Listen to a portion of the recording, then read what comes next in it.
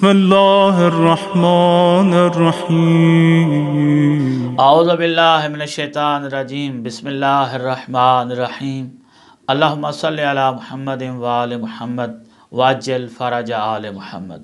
درود و سلام ہو محمد وآل محمد کی ذوات قدسیہ پر، اور مومنین کرام آپ جہاں جہاں بھی ہیں سلامت اور محفوظ رہیں۔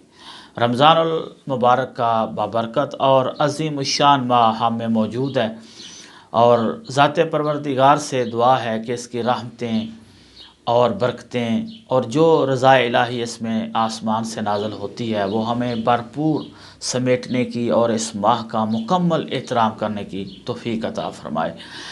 آج کے دن کے اعمال میں 8 رکعت نماز مروی ہے۔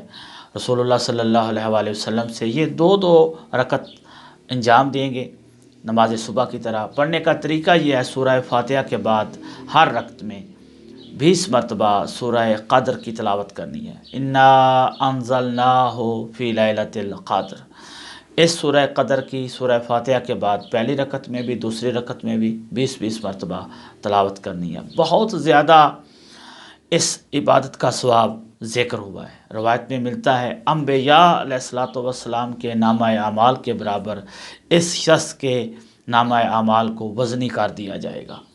اس کا نامہ اعمال انبیاء کے نامہ اعمال جتنا وزنی ہوگا، اور بہشت میں اس شخص کے 70,000 گھر تعمیر کیے جائیں گے۔